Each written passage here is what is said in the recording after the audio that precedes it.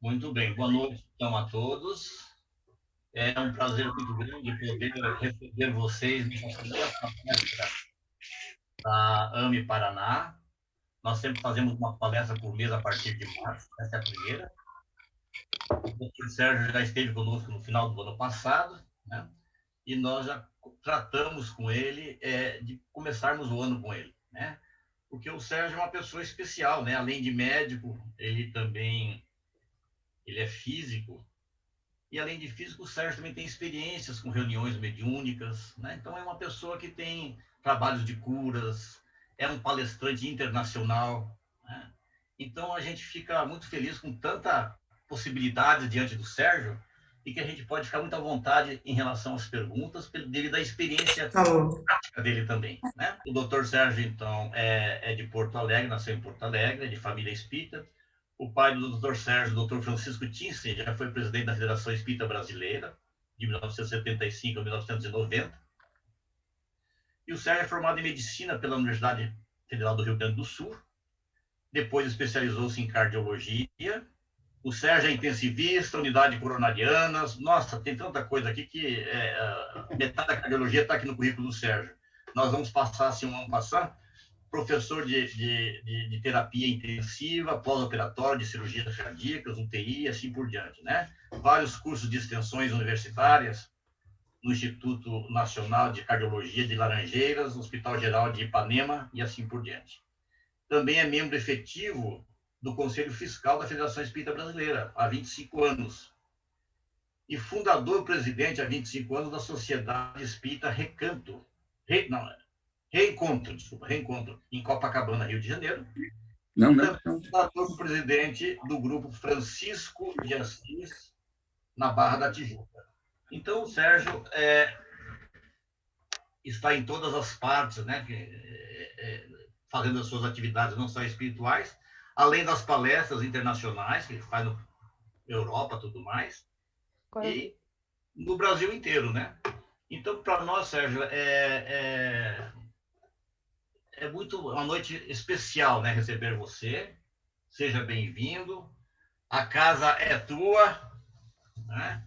A proposta é que você possa nos falar aí por mais ou menos 1 hora, 1 hora e 10, e depois possamos ainda conversar um pouco no final da sua apresentação. Então, sem mais delonga, né? Sem mais delonga, vamos aproveitar bem a presença do Dr. Sérgio e vamos ouvir com carinho aí o que ele tem para nos dizer nessa noite, né? Não esqueça a prece de abertura, Edson. Isso. Então, vamos pedir para a doutora Ilvia fazer a prece de abertura. Né? Então, muito boa noite a todos. Vamos, então, elevar o nosso pensamento neste momento, sempre nos ligando com a corrente dos benfeitores espirituais, orientadores, nossos protetores, que possam sempre estarmos juntos nesta edificação dos nossos pensamentos, nessa amplitude de informações e conhecimento que nos tornem melhores. Que a paz de Deus, Jesus, possa estar sempre com cada um de nós. Assim seja.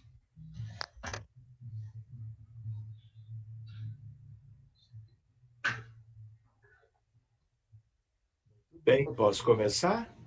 A palavra está com o senhor, doutor Sérgio. Muito obrigado. Aliás, obrigado a todos vocês pelo convite, pela oportunidade de fazermos mais um estudo em conjunto. O meu carinho, o meu abraço a todos os que estão interessados no tema e que chegaram a esta live para dela participarem. Muito obrigado a todos vocês. Eu gostaria de dizer que esse tema, antes de tudo, ele é um tema para um seminário. Então, eu até fiquei com a ideia de que eu teria 2 horas para apresentá-lo, mas parece que é um pouco menos. Então, em algumas questões, eu vou me adiantar de um modo assim mais ligeiro. Em outros momentos, eu vou me deter um pouquinho mais, tá bem? Sim. Então, como vocês veem aqui no slide título, né, a ideia... Continuo? Doutor Sérgio, como está entrando muitas pessoas, então a pessoa às vezes entra com o microfone aberto, mas na sequência o nosso TI já fecha o microfone, tá? Bem, então eu não vou me deter também. Eu gostaria de dizer a todos, antes de nós começarmos, lembrarmos de que nós vivemos na Terra. O planeta Terra, a nossa humanidade, é um mundo de provas e expiações. De tal maneira que, dito por um determinado espírito, a Terra é uma grande escola, um grande educandário. Emmanuel, por exemplo, no livro chamado Roteiro. Se nós formos ver outros espíritos, eles nos dizem que isso aqui, na verdade, é um grande hospital. Então, a Terra não é referência de mundo. Isto aqui é como um mundo à parte. Claro que dentro da hierarquia dos mundos, ele tem as suas características.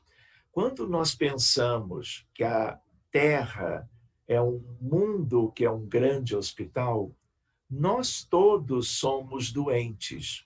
Nós todos somos, de um modo ou de outro, enfermos. Aqueles que já passaram por aqui e obtiveram um determinado nível de cura, já se afastaram e já estão em mundos superiores.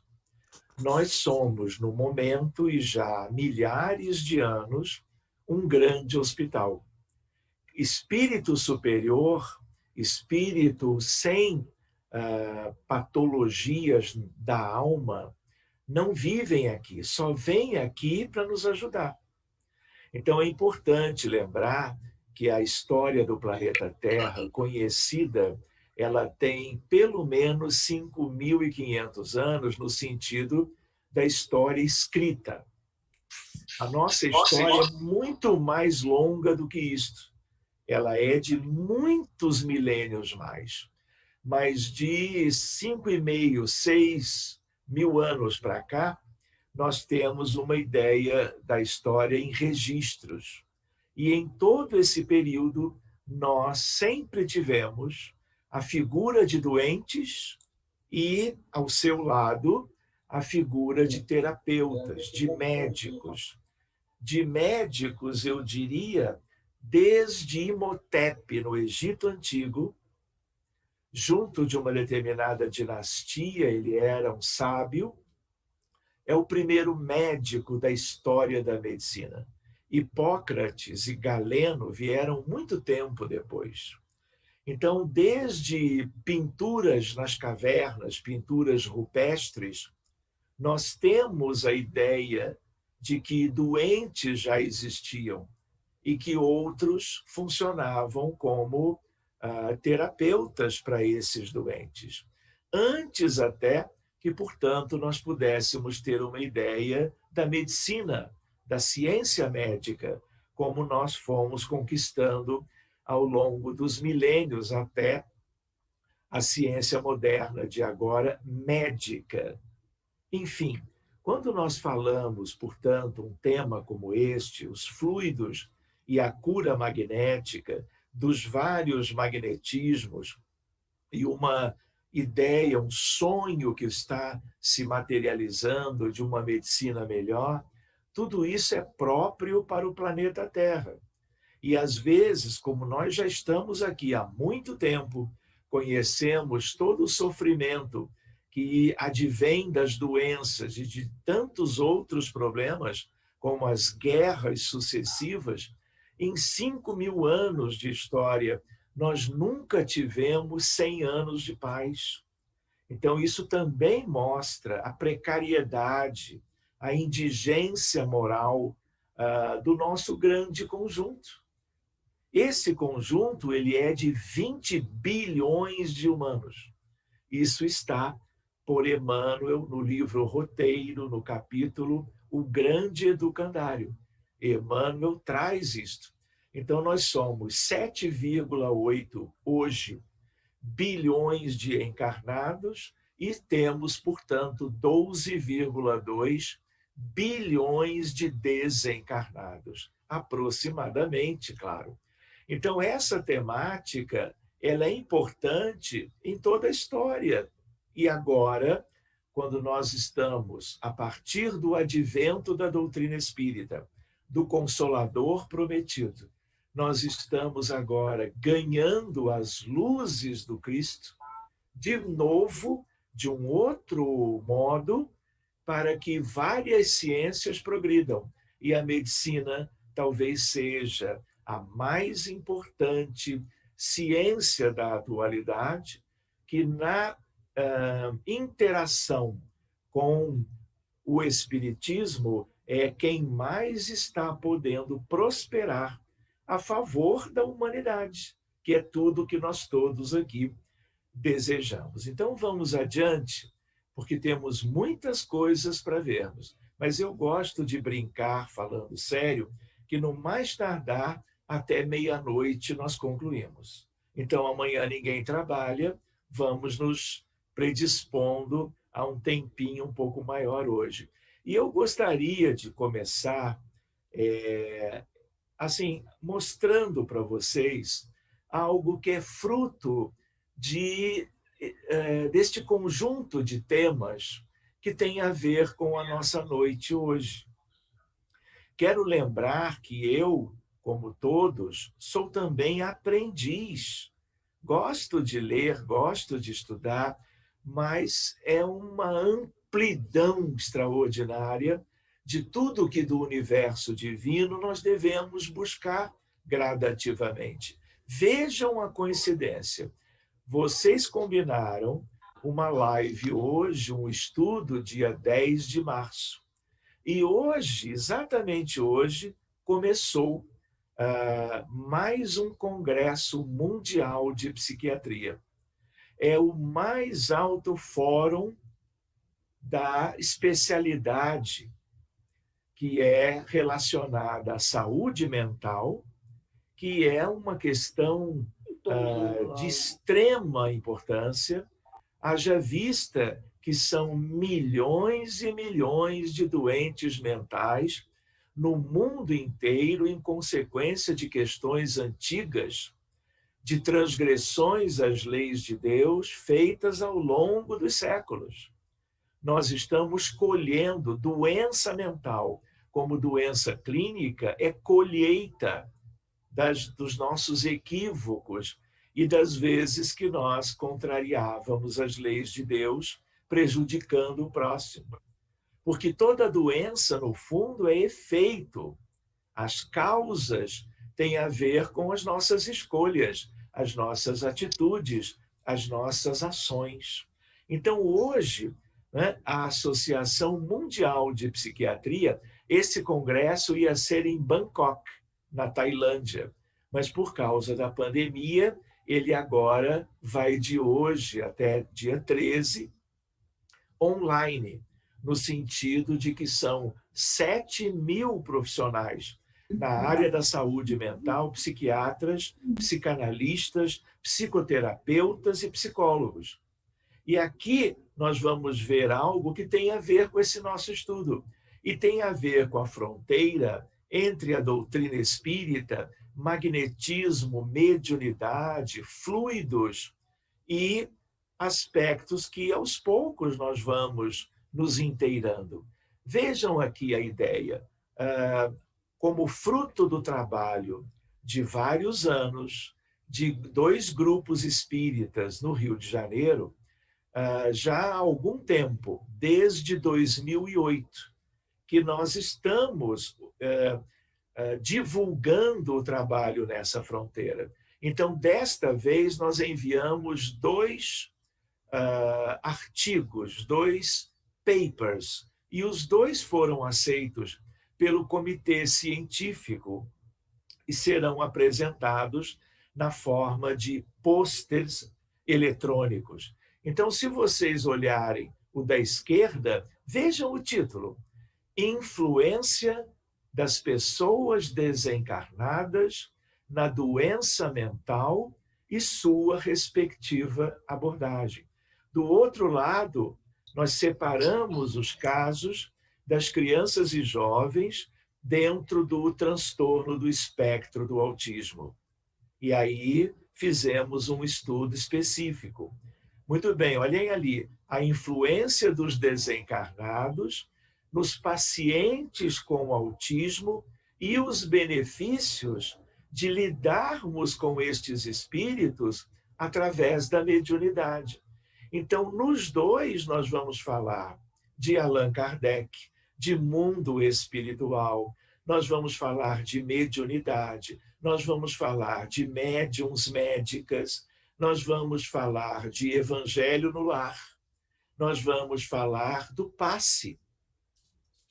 Só para que vocês tenham uma ideia do quanto é chegada a hora de nós levarmos a semente que é de Jesus, que é do Consolador, que tem a ver com Allan Kardec e com todos aqueles, e é uma lista bacana, uma lista linda, de homens e mulheres que se dedicaram a algo que se relacione e tenham contribuído para esse tipo de resultado.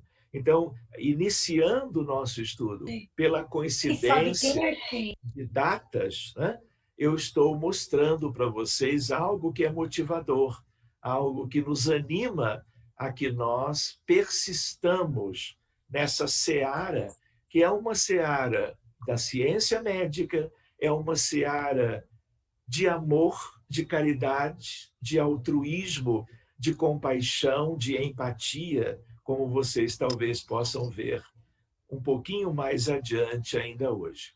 Um aspecto para nós entrarmos, então, já no tema, é lembrarmos de palavras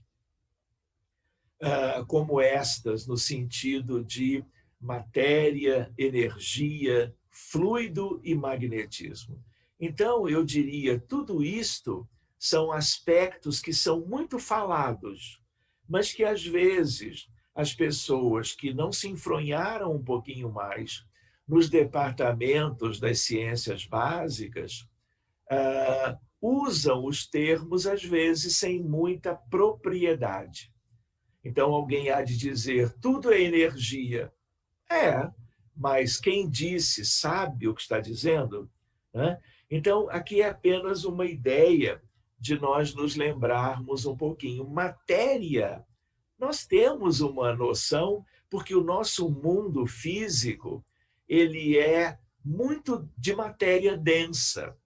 Então, a estrutura da crosta planetária, do planeta em si, tudo aquilo que, além de Deus e de Jesus, o homem construiu, é feito de matéria, e nós temos uma noção sobre isto, né? E há correlação entre esses 4 aspectos. Tudo se interage. Eu diria, tudo se entrelaça, de tal maneira que, às vezes, é válido. Vejam essa imagem. Eu acredito que nunca vocês viram isto. Tem o seu lado até de beleza. Isto que vocês estão vendo é algo que tem a ver com os 4 itens.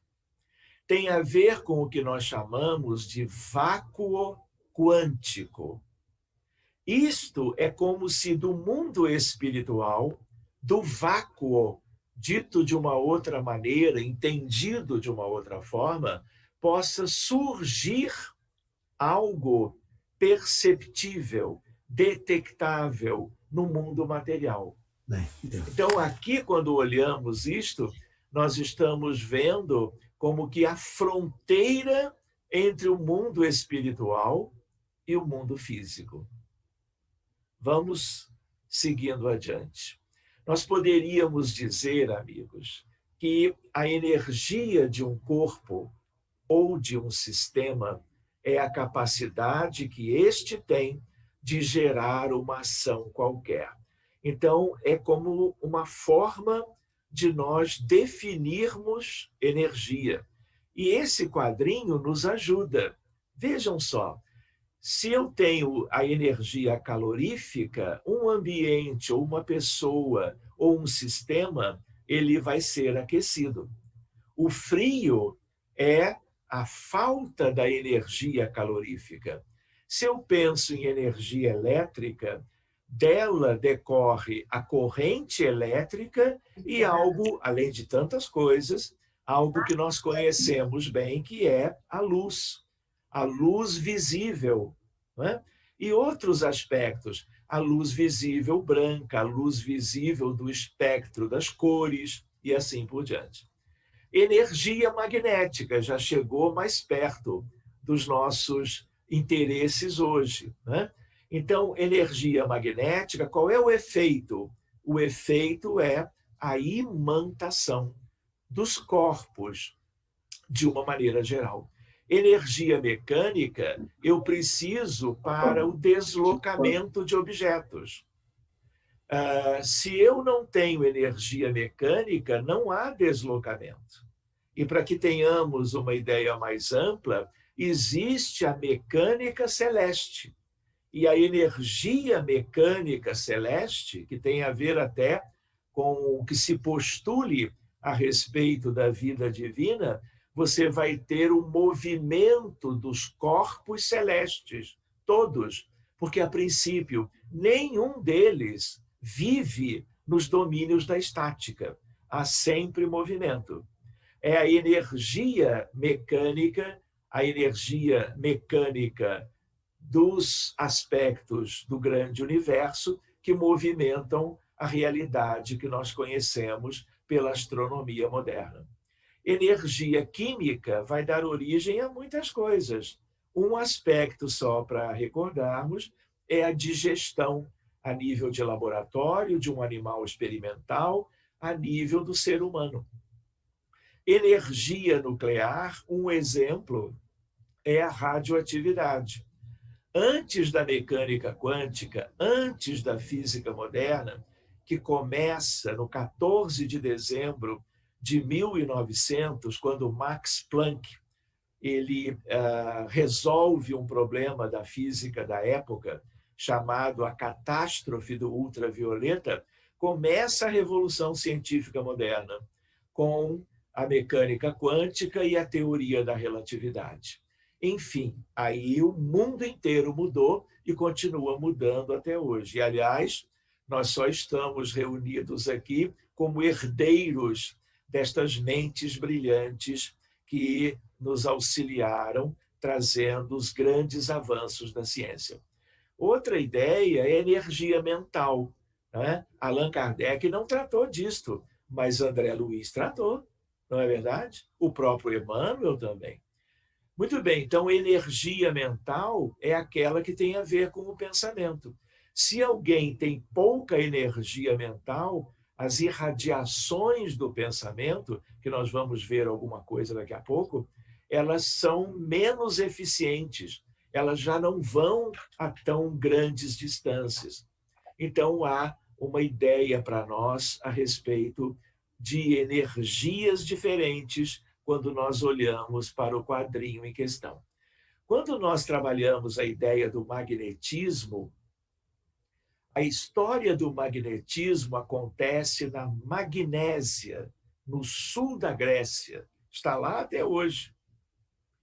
E naquela época, certos barcos que eram construídos de madeira, a madeira era unida através de pregos de ferro. E acontecia naquela região o que não acontecia nas outras da Europa, é que esses barcos eles eram atraídos para a costa, ou tinham que se oferecer mais energia para que eles pudessem ir ao mar. Muito tempo depois se descobriu que esta região da Magnésia ela era cercada de montanhas com óxido de ferro magnético no interior das montanhas. Então, aquelas regiões montanhosas da Grécia eram imensos ímãs. Então, o magnetismo, a palavra vem por causa da região da magnésia. Então, é uma propriedade da matéria. Quando nós pensamos em magnetismo, independente de sermos espíritas ou não, a primeira coisa que lembramos são os ímãs, que todo mundo já brincou um pouquinho na infância, já estudou na escola primária, secundária, né? E, eventualmente, como nós vamos ver daqui a pouco, os estudos se aprofundam. Então, quando você pergunta para um jovem o que é magnetismo, ele te responde como algo de uma propriedade da matéria. Ele não vai falar de um outro magnetismo.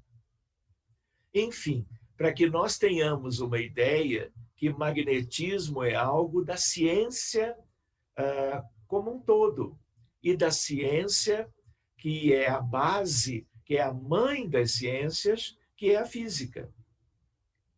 Muito bem, então fiquemos com a ideia do ímã por enquanto.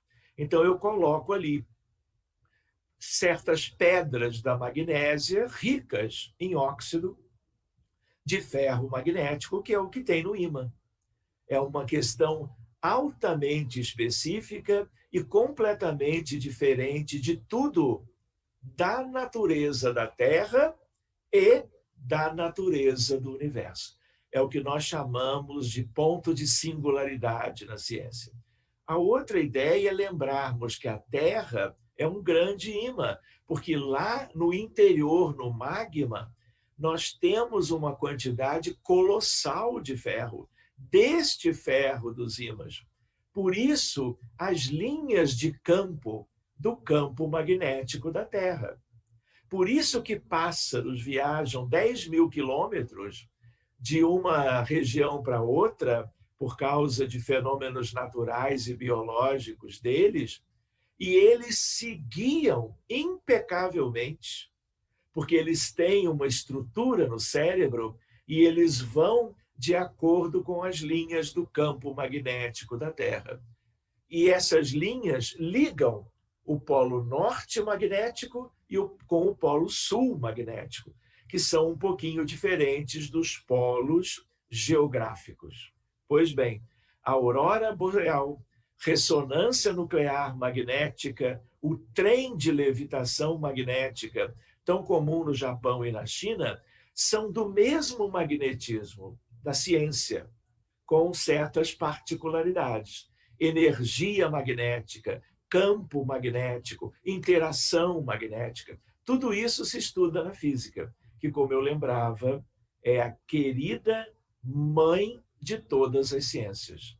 Seguindo adiante um pouquinho, a ideia de um ímã com polo norte e polo sul, limalha de ferro, e vocês enxergam, por causa da limalha de ferro, as linhas do campo magnético. Ali do outro lado, a ideia, por exemplo, de uma imagem simples. Hoje em dia, existem imagens encantadoras daquilo que nós chamamos de aurora boreal. A aurora boreal não é um ímã, mas é um fenômeno magnético análogo, que depende dos neutrinos que estão entre o Sol e a atmosfera, a magnetosfera da Terra, e uma coisa que vem do Sol toda hora, que se chama vento solar. Mas isso nós podemos examinar melhor num outro momento. A nossa ressonância nuclear magnética, hoje nós temos avanços cada vez maiores, né, com maior sensibilidade, de 1,5 para 3 teslas. Nós temos a ressonância nuclear magnética funcional, que é um instrumento maravilhoso de pesquisa, além de ser para diagnóstico. Vocês estão vendo um pedacinho flutuante ali? Aquilo é uma cerâmica supercondutora, que é uma área que eu procurei estudar numa época já há alguns anos atrás. A cerâmica, na temperatura própria para que o fenômeno aconteça, a estrutura, mesmo tendo massa e peso, ela levita. E por causa desse fenômeno, os maglevs, ou os trens de levitação magnética. As bobinas supercondutoras elevam, suspendem o trem com um impulso inicial, ele ganha uma velocidade, como ele não tem atrito no chão, ele flui e pode alcançar 600 quilômetros por hora, que se assemelha à velocidade de certos aviões mais simples. Aqui é apenas uma ideia de uma época que eu estava trabalhando na fronteira entre cardiologia e magnetismo. Em tese de mestrado, no Instituto de Física da PUC, no Rio de Janeiro, nós estávamos com um grupo de trabalho levando pacientes para a universidade com problemas de arritmias cardíacas para, em vez do eletrocardiograma, trabalharmos a detecção de campos magnéticos do coração humano e compararmos e tentarmos determinadas evidências e outras questões que naquela época lá, já há 20 e tantos anos, eu estava envolvido com o grupo de trabalho e fazendo divulgações dos resultados, né, em revistas de física e de medicina. Fronteira também. Aqui outros 2 trabalhos ligados ao magnetocardiograma. Às vezes eu era um pesquisador principal, às vezes eu era um pesquisadorzinho secundário. Mas a ideia é que todos trabalhavam juntos. Era um time dedicado a essa fronteira. Outra ideia, e eu coloco entre aspas, para nós nos situarmos, é o magnetismo dos espíritas, dos espíritos, dos espiritualistas, dos magnetizadores, dos hipnotizadores. Esse é outro magnetismo. A palavra é a mesma, mas são coisas diferentes. Até eu diria, elas têm algumas nuances em comum, mas são fenômenos diferentes, não é? Então, eu poderia resumir dizendo que esse magnetismo é um produto das exteriorizações da mente humana. Os desencarnados têm e fazem isto. Os encarnados, treinados também. Vale a pena nós nos lembrarmos de que isso tudo começou no século XVII, portanto, muito tempo antes da codificação kardeciana. A ideia da palavra magnetismo animal começa com Van Helmont. Depois, a ilustre figura de Franz Anton Mesmer, 1779, um século antes de Kardec. E aí ele que usa pela primeira vez a palavra fluido universal. E aí ele faz uma correlação com os ímãs. Daqui é que surge que a palavra magnetismo, que nos interessa mais hoje, venha dos ímãs, por causa de Mesmer. Ele é que fez a analogia. Isso ficou para sempre. Acredito que não mude mais. Pois bem, hipnotismo começa no século XIX, James Braid, e isso tem a ver com o nosso magnetismo. Mas não vamos ver isto hoje. Agora, dentro do nosso universo, o passe, a fluidoterapia espírita, a magnetização, fluidificação da água, bênçãos e exorcismos, liturgias na Igreja Católica, rezadeiras e benzedeiras. Todos vocês conhecem algo sobre isto, não é?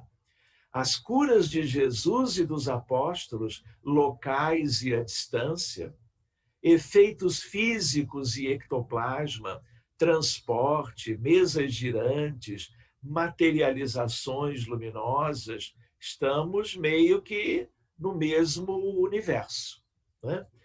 Quanto a fluidos, a ideia qual é? Se você perguntar para um jovem o que são fluidos, ele vai responder: é aquilo que pode escoar.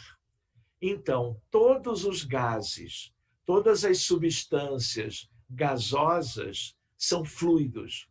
Todas as substâncias líquidas são fluidos também. Então, é matéria que pode escoar. Então, água, plasma, sangue, oxigênio, ar atmosférico, hélio, qualquer um na forma gasosa dos elementos da tabela periódica, tudo isso, se tiver a forma líquida, como mercúrio, por exemplo, se tiver a forma gasosa, são fluidos. Então, essa é a visão dos estudantes hoje, da ciência comum, básica, simples. Então, esse plasma que eu coloco ali já não é bem o plasma do sangue, que é quando você separa os elementos figurados do sangue do plasma. E aí você separa, você tem uma parte líquida. Esse plasma que eu coloco aqui é um gás altamente ionizado que vem das estrelas. Mas isso a gente fala no ano que vem, acho que é melhor. Muito bem, o ectoplasma também é fluídico, porque o ectoplasma ele flui como algo que se desloca de uma maneira própria, muito bem descrita por André Luiz, por exemplo. Também podemos ver isso um dia. Variedade de cores, densidade, utilidade, efeitos no organismo humano, cheiro, visibilidade, tangibilidade. Cada um é o seu, com as suas propriedades físico-químicas. Quando nós pensamos em fluidos, agora com aspas, porque tem a ver com a doutrina espírita. Então, por exemplo, fluido cósmico universal não é de Kardec, é de Mesmer. Né?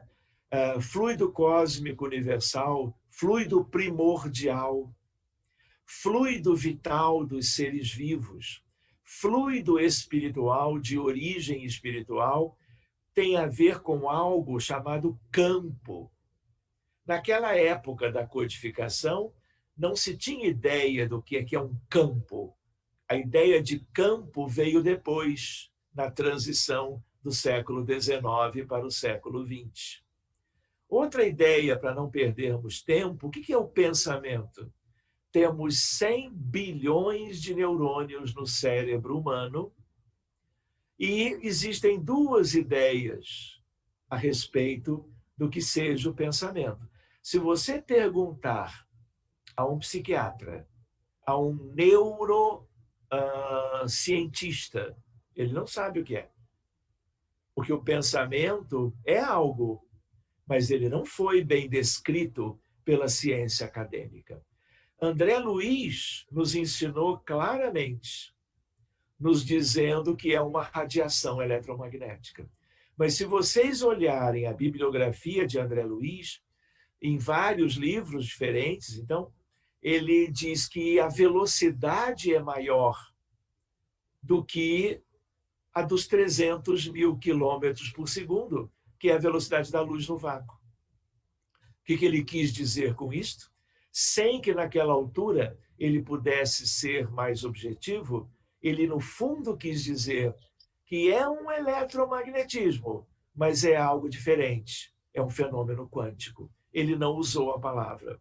Talvez porque não tivesse permissão de Emmanuel do alto para fazê-lo. Hoje, nós avançamos um pouquinho. Então, há uma experiência já de 30 anos atrás, de um físico mexicano. Eu não vou descrever a experiência agora, porque nosso objetivo é outro. Mas é uma ideia linda de entrelaçamento quântico. Esse modelo quântico do pensamento, ele tem consequências para a humanidade, tem consequências para nós. A ideia do rebanho de Jesus, a ideia de como se processa a prece, a oração, que hoje nós usamos já com muita propriedade na própria medicina. À beira do leito. A prece intercessória em pós-operatório de cirurgia cardíaca, por exemplo. Esse é um outro estudo que um dia nós poderíamos fazer. Né? Espiritualidade e medicina. medicina da alma. Tem um pouco aqui no nosso tema, como nós vamos ver. Mas existem outras nuances que talvez valesse a pena um dia nós vermos com detalhes. Então, há uma comunicação quântica. E esse experimento, chamado de Jacobo Grimberg Zilberbaum, é o nome do físico do México. E ele tem uma história curiosa, eu não vou me deter hoje, mas ele faz uma evidência marcante. A filha dele é uma cantora linda no México e ela é, claro, super fã desse seu pai, que a princípio já é desencarnado. Muito bem, a ideia de 50 trilhões de células no adulto, e isso tem a ver com a medicina, porque, como Allan Kardec, né, nos deixou muito claro a ideia de moléculas sãs e moléculas malsãs. A ideia de que no corpo existem moléculas malsãs. E um grande número delas pode ser relacionado com leucemia, com tumor, na oncologia, né? Um câncer qualquer, uma doença degenerativa do cérebro, o autismo, a ideia da depressão e várias questões. Porque o mundo celular do corpo físico, ele recebe as consequências vibratórias do mundo profundo que tem a ver com o perispírito e a alma imortal. Esse fluxo e refluxo de energias, fluidos, campos, isso é outro estudo. De tal maneira que a célula é atingida pelos nossos pensamentos. Por que hoje nós temos vamos dizer, a epidemia do diabetes mellitus, que ninguém sabe o que é. Nós sabemos das questões do pâncreas, das ilhotas, sabemos a ideia da deficiência absoluta ou relativa de insulina, sabemos como melhorar as condições de cada paciente, sabemos que às vezes vem por causa de um vírus, Coxsackie, que atinja o pâncreas da criança, na infância, mas de onde vem, ninguém sabe. Ninguém sabe a hipertensão arterial sistêmica, que é a doença cardiovascular mais prevalente que há. E junto com a doença arterial coronariana, nós temos a doença que mais mata no planeta. Enfim, a ideia é a ideia de que estas coisas têm a ver com o perispírito, que, por sua vez, tem a ver com as experiências humanas, tem a ver com os padrões mentais, tem a ver, na raiz de tudo, com os pensamentos. Por isso que hoje, esse é outro estudo, gratidão, meditação, prece, compaixão, tudo isso é terapêutico, tudo isso tem a ver com a medicina preventiva. E tudo isto, portanto, tem repercussões no mundo celular do indivíduo encarnado. Não vou entrar nisso, mas a ideia de biofótons ou luz celular, isso é algo completamente novo. Mundo biofotônico, artigos de física, de óptica, relacionados a isso no ser humano, para se entender melhor a relação entre as questões fluídicas, energéticas, biológicas, em saúde e doença. Biofótons, a ideia de algo que é como um laser que está acontecendo no núcleo das células humanas todas. É algo chamado de luz celular e tem a ver com o nosso tema hoje, de algum modo. Então, há um modelo psicoenergético do Dr. William Tyler, de Stanford, e a ideia de algo que nós vamos precisar estudar. Tem a ver com biomagnetismo. O laboratório da PUC, onde eu estudava 20 anos atrás, era o laboratório de biomagnetismo da universidade. E aqui algumas imagens. Vocês já imaginaram um detector de magnetismo da ponta dos dedos dos médiuns candidatos à fluidoterapia espírita, ao magnetismo de cura, como Allan Kardec deixou tudo muito claro no sentido do Livro dos Médiuns? Isso aqui já está sendo desenvolvido, né? Para que nós comecemos a juntar os elementos entre nós. Não vou me referir aos biofótons, né? No caso aqui, bióforos. Tudo começa com um geneticista alemão, a ideia de bióforos como portadores da vida. Isso importa para o médium passista. Médium passista do amanhã vai estudar isto, para que ele entenda a relação entre os seus pensamentos, os seus sentimentos, a prece que ele realiza antes e durante a realização do trabalho, vou chamar assim, não é? De cura, de tratamento, de auxílio, né? De tal maneira que são as menores unidades que exibem as forças vitais primárias.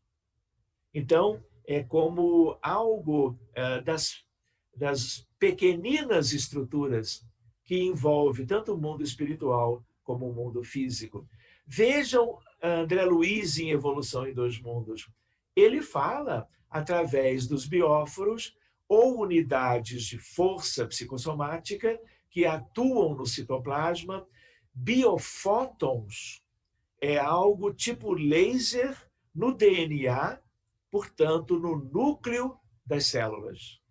Bióforos é no citoplasma, no citosol, projetando estados da mente. Olha como ele relaciona a mente da alma humana com a célula.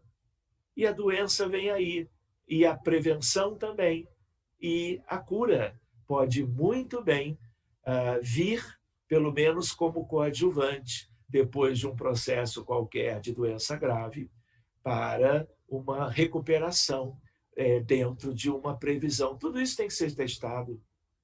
Tudo isto é algo para nós.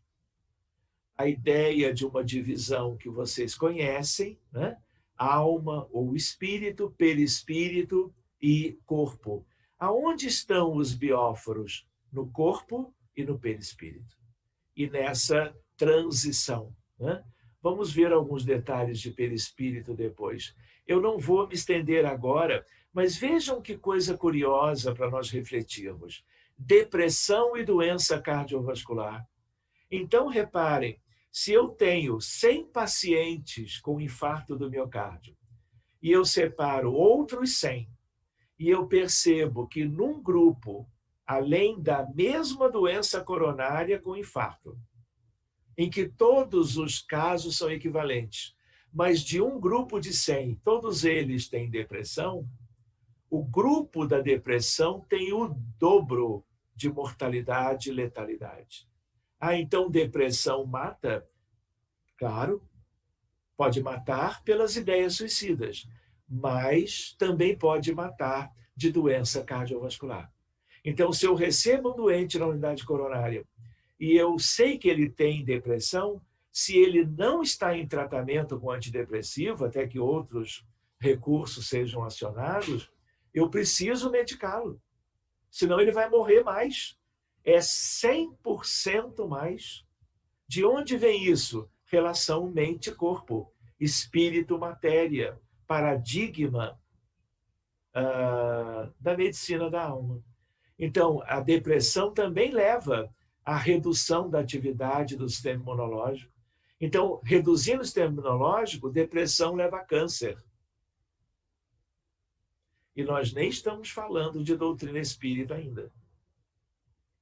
Depressão e câncer, como eu já tinha adiantado. Paradigma mente-corpo, espírito e matéria. Magnetismo de cura para ajudar em tudo isto. Seja dos males orgânicos, biológicos, físicos, seja dos transtornos mentais. Nós vivemos a epidemia da depressão. O Brasil é o país do mundo, primeiro lugar em número de casos de transtorno de ansiedade. E tudo isso na pandemia pelo novo coronavírus, no mundo inteiro, dobrou em relação ao número de casos.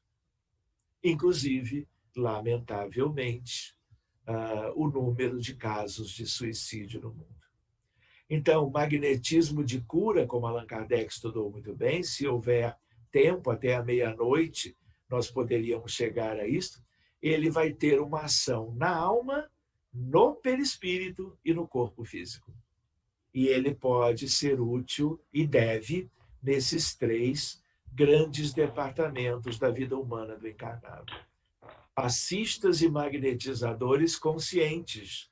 Isso tudo hoje nós devemos conhecer, se somos dirigentes espíritas, para que nós possamos, nos cursos de capacitação de médiuns passistas, fora outros aspectos, que eles estudem um pouquinho ou tenham noções razoáveis a respeito.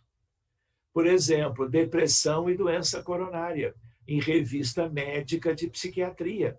Então, depressão é fator de risco independente para infarto, como é a hipertensão, o diabetes, a história familiar, como é o colesterol aumentado e todos os fatores de risco conhecidos.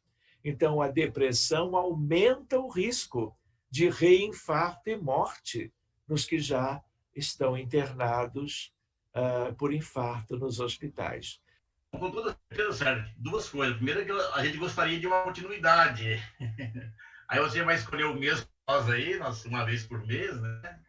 Nós gostaríamos de aprofundar um pouco mais nisso daí, porque não se acha essa série aí tão fácil dia a dia, né?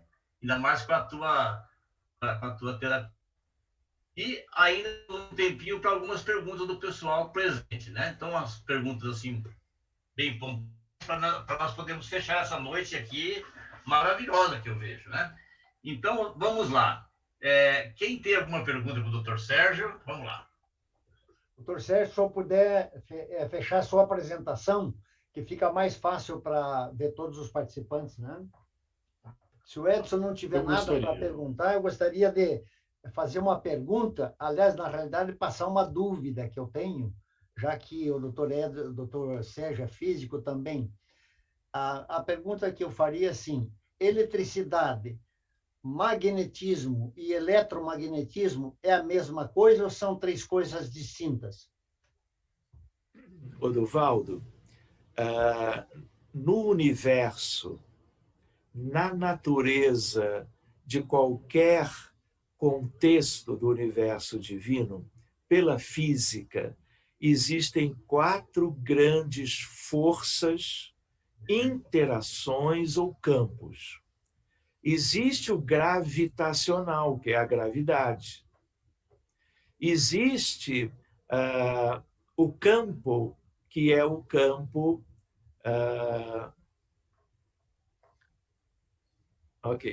Existe o campo, que é o campo nuclear fraco, e o campo nuclear forte, da física nuclear.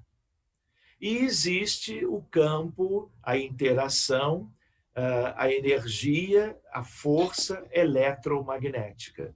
No fundo, sempre é junto, não é? Então, eletromagnetismo é uma coisa só.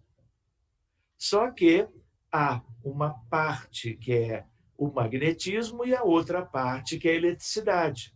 Então, para certos fenômenos, para certos experimentos, para certas práticas, o que vai funcionar é a eletricidade. Para outros, é o magnetismo. Mas o campo, a radiação eletromagnética, é como se eu tivesse com uma diferença de 90 graus, verticalmente o campo elétrico e horizontalmente o campo magnético, ou a força ou a interação. Não é? Eu posso separar por um objetivo prático, mas o eletromagnetismo é da vida do universo. O eletromagnetismo é divino. Não existe nada na natureza que não seja eletromagnético. Em termos de matéria, em termos do Sol, das estrelas, em termos das galáxias e em termos das questões do infinitamente pequeno. Nós temos aqui uma pergunta de um amigo lá que está em Lisboa, o Sérgio. Ele perguntou se o senhor, nas suas pesquisas, o senhor usa o sistema usado também pela apometria. Muito bem. Quero dizer que a resposta é afirmativa. Na verdade, eu conheci a apometria de uma maneira muito curiosa. Posso contar? Pode. Eu fiz medicina na Universidade Federal do Rio de Janeiro, porque eu nasci em Porto Alegre, mas meus pais, era o filho caçula, né? E aí eles vieram para o Rio de Janeiro quando eu era de colo, quer dizer, faz tempo, nem tanto. Mas aí eu cresci, estudei no Rio, fiz medicina, fiz residência de medicina interna no Rio e recebi uma proposta para voltar a Porto Alegre. Para trabalhar em Porto Alegre, eu já tinha começado o mestrado de clínica na mesma UFRJ, mas era um convite interessante. E aí não havia muita perspectiva de emprego naquela época no Rio, e eu fui para Porto Alegre. Aí o que acontece? Eu me planejei de ir para Porto Alegre e um dia a dona Ivone do Amaral Pereira era contemporânea da minha mãe e do meu pai, né? Eram amigos, e ela pega o telefone e liga para minha mãe, coisa que era habitual. E aí ela, num certo momento, ela diz assim: Ruth, o Sérgio vai para Porto Alegre? Aí a minha mãe, que não estava gostando daquela ideia, ela disse assim: olha, parece que vai mesmo, já tinha tudo pronto. Mas para minha mãe era só uma ideia de que talvez eu fosse. Aí ela falou: vai, mas como é que você sabe, dona Ivone? Ah, porque doutor Bezerra está aqui ao meu lado e ele tem um recado para Sérgio. Ah, é? É. Diga a ele que se ele vai para Porto Alegre, que ele procure por um colega dele chamado Dr. José Lacerda de Azevedo. Eu não sabia quem era, anotei direitinho, né? E fiz a mudança, levei 1 ano para me adaptar, consultório, trabalhando em 2 hospitais, etc. Uma cidade linda, que eu vinha conhecer melhor, então, muito tempo depois, porque quando eu nascera, eu não tinha tido essa oportunidade. Pois bem, depois que eu me adaptei, eu pensei assim, eu vou agora procurar esse colega. Consegui o telefone, liguei para ele, e disse 2 coisas, né, que ajudaram no entrosamento. Primeiro, eu contei a história da dona Ivone. Ele ficou muito feliz, né, surpreso. E eu também disse: olha, eu sou o Sérgio, e por uma situação, meu pai é o atual presidente da FEB. Aí ele me convidou, ficamos na casa dele num domingo à tarde. A esposa fez um lanche, ficamos 4 horas conversando. Enfim, ele é já desencarnado, mas ele é a pessoa que desenvolveu a apometria. E aí, a par das minhas atividades doutrinárias e as atividades médicas e familiares, né, eu fui conhecer no Hospital Espírita Psiquiátrico de Porto Alegre a Casa do Jardim, que era uma casa no pátio do hospital, que era um centro espírita grande, para atender não só os doentes psiquiátricos do Hospital Espírita, mas também das pessoas que vinham em busca de ajuda por todo o trabalho que ele havia desenvolvido. E aí eu fui como que conhecendo com ele e na origem, e passei praticamente uma década aprendendo com o Dr. Lacerda. E depois de alguns meses, eu diria que para vocês que aquilo parecia que já me era familiar. Então, a apometria é um conjunto de técnicas. E quando eu me referia hoje ainda a técnicas, eu estava me reservando no sentido de não falar hoje sobre apometria, mas um dia nós podemos falar muito bem disso. Até um curso. E eu só deixaria uma ressalva. Depois que o Dr. Lacerda desencarnou, muitas pessoas foram estudando e desenvolvendo a apometria, mas quando a fonte luminosa se apaga, não é? A partir dali, não é? Perdendo o contato com a fonte, há uma tendência das questões serem modificadas. Então, eu vou fazer a ressalva, não poderia deixar de fazê-lo. Se você hoje colocar na internet a palavra, você vai ver coisas como o Dr. Lacerda fazia, como aqueles que o conheceram faziam na Casa do Jardim. Mas também tem muitas coisas que eu diria nada mais tem a ver com a apometria. E nós estamos até nos reunindo para trazer essas questões para que nós saibamos muito bem o que é e o que não é. O que é luz para o mundo. O que não é algo para ser, vamos dizer assim, deixado de lado. Mas outro dia nós podemos conversar muito bem sobre isso. Doutor Sérgio, nós temos algumas considerações. A Márcia Ronda agradece muito também a pergunta que foi feita pelo Amauri sobre a apometria, que ela também estava altamente interessada. E como o Amauri está no nosso vídeo, caso você queira dar uma palavrinha com o Dr. Sérgio, Amauri, fique à vontade, é só abrir seu microfone. Quem? Bom. Leninha, já vamos lá. Amauri, pode falar. Ok, obrigado. Olha, eu quero... Não sei se me ouvem agora. Sim. Ouvem? Ok. Sim. Eu quero saudá-los todos. Muito prazer em conhecer o grupo, em ver esse grupo maravilhoso ligado. Eu entrei, por acaso, nessa sessão, porque vi no Facebook o anúncio e é uma área que me interessa. Eu não sou médico, era para ter sido e não fui. Eu vim para Lisboa para estudar medicina, acabei por ficar por aqui.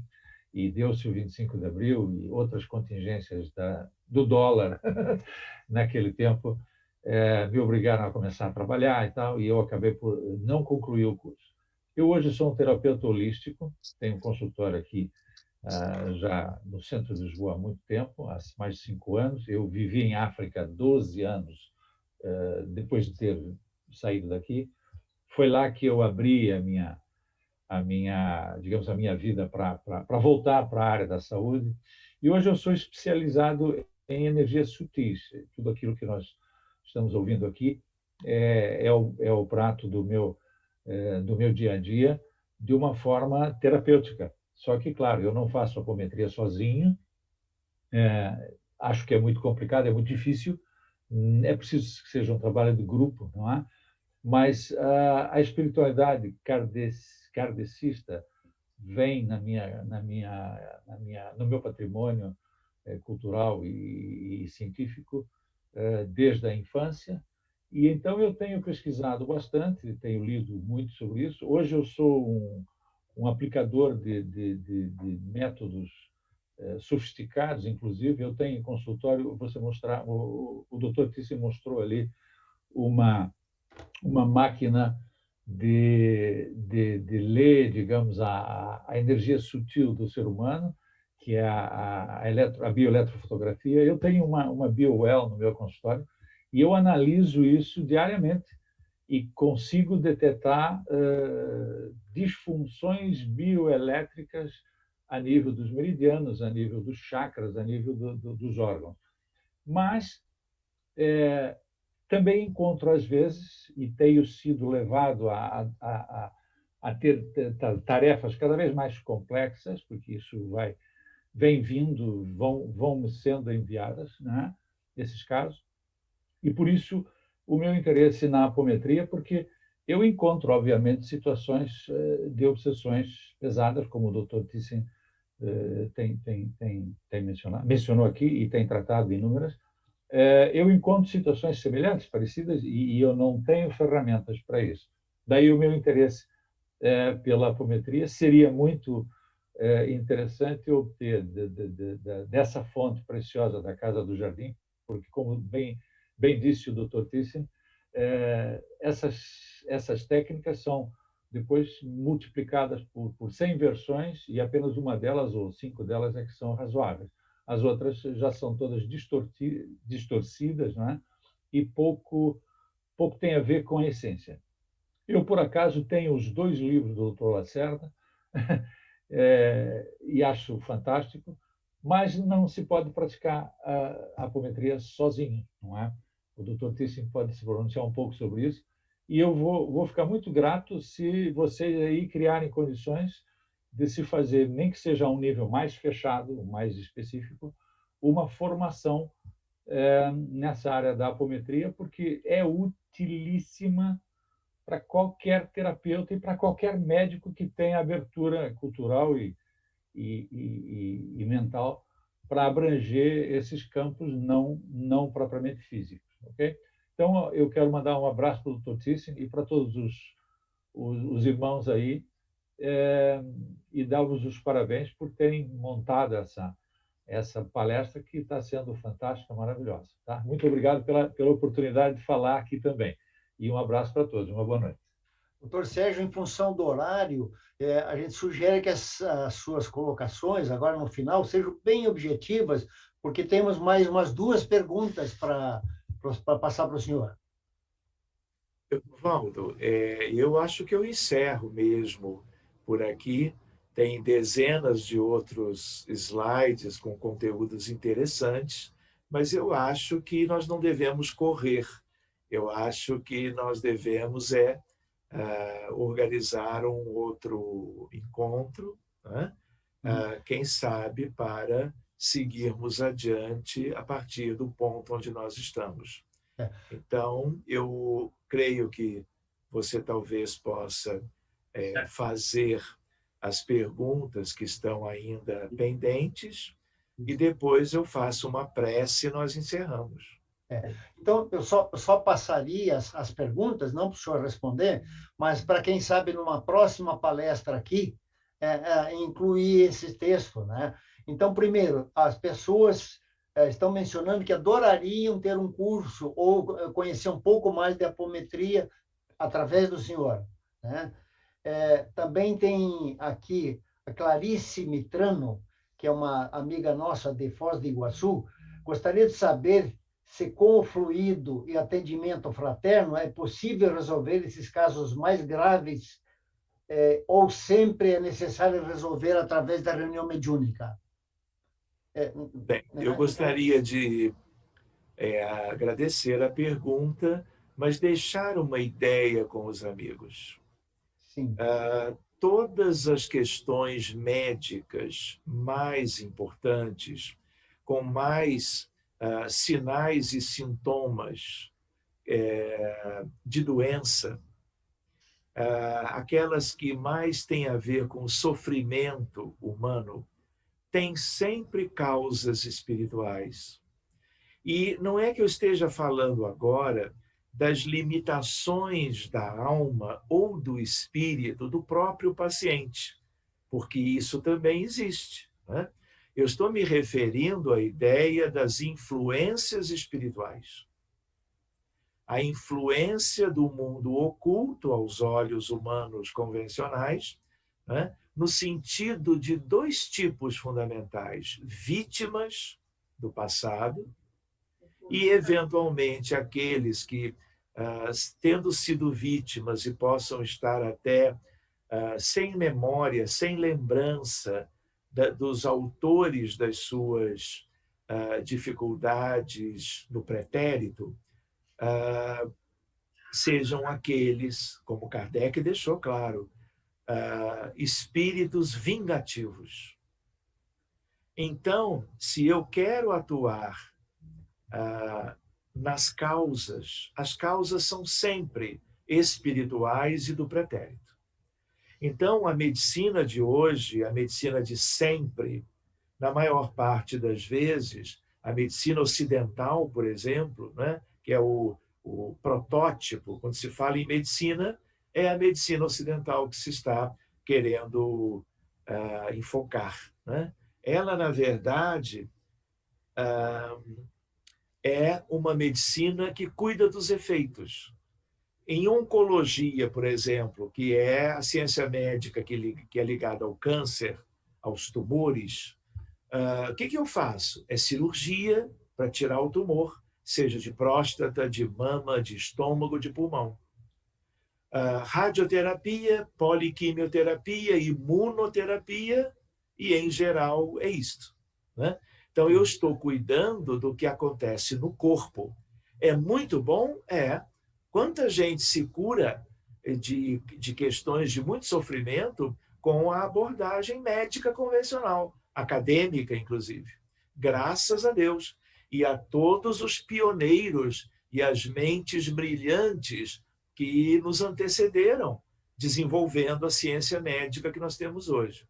Mas as causas são invisíveis, as causas reais estão no passado. Estão no presente, porque o que foi passado está vibrando no presente, é atualíssimo.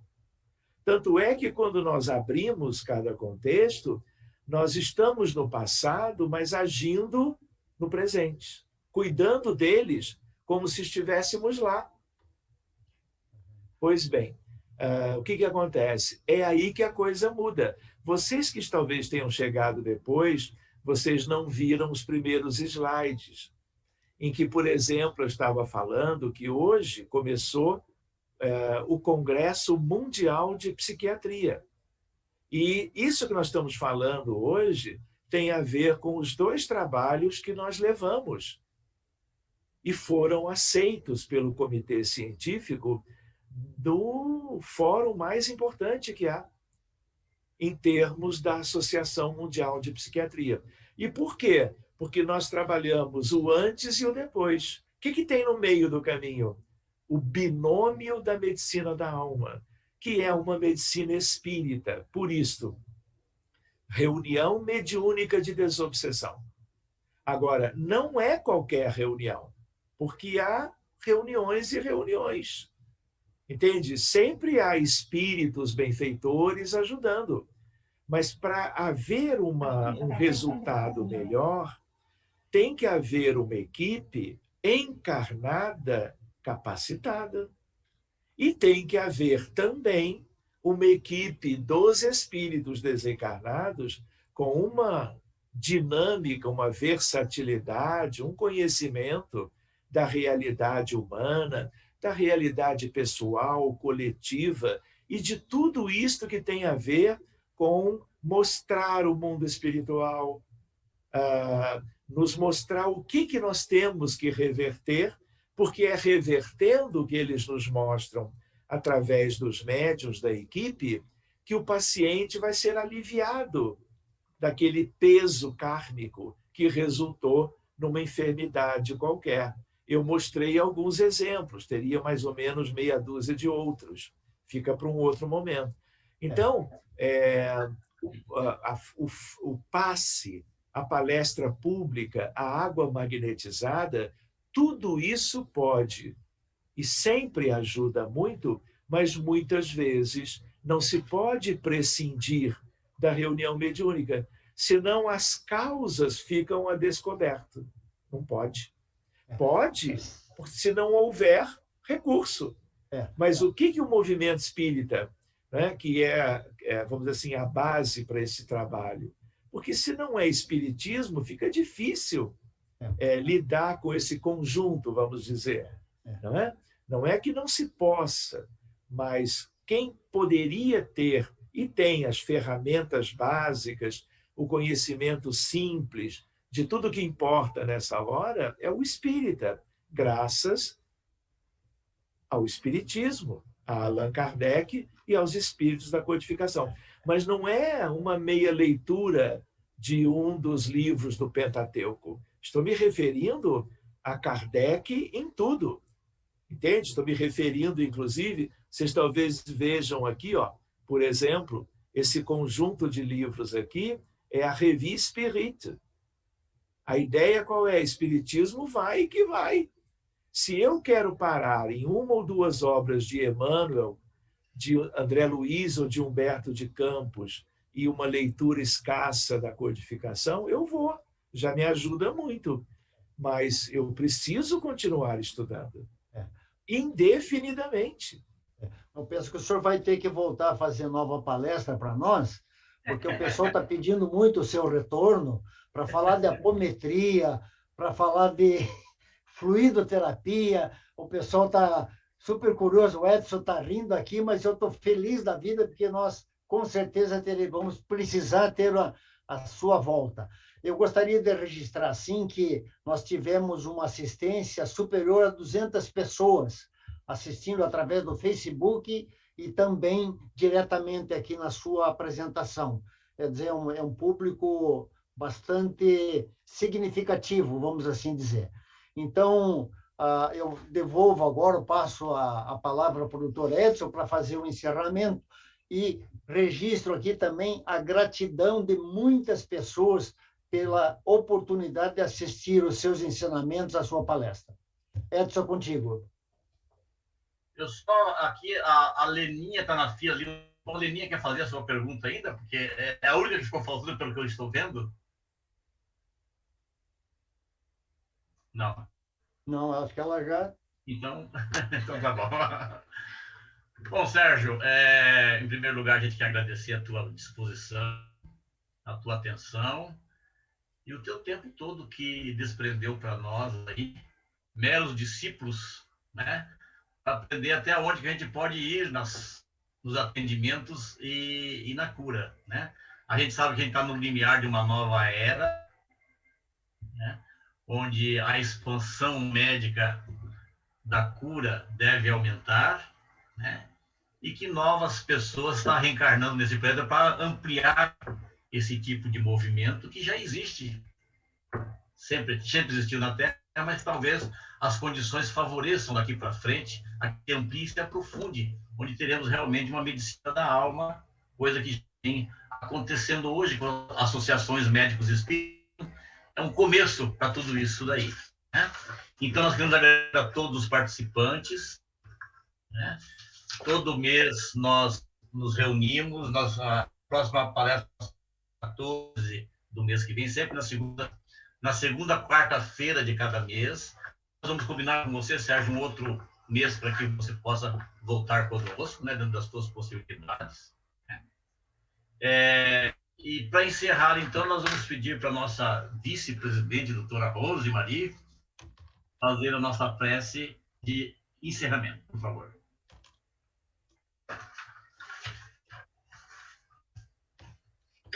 Boa noite a todos. Primeiramente, gostaria de agradecer ao Dr. Sérgio essa maravilhosa palestra. Realmente vai ficar nos devendo muito.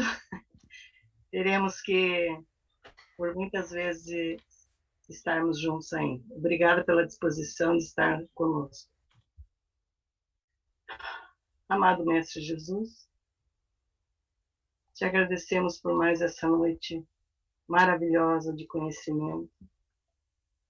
Te agradecemos a oportunidade da vida de podermos estar presente numa reunião tão rica como essa, com tantos ensinamentos e com tantas perguntas a esclarecer.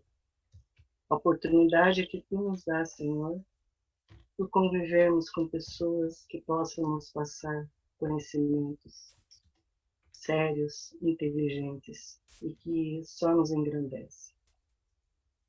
Queremos agradecer a oportunidade da vida e pedir a Deus que acompanhe cada um na sua caminhada, que possamos ter saúde para convivermos por muito tempo. Mais uma vez, obrigada, Dr. Sérgio, que assim seja.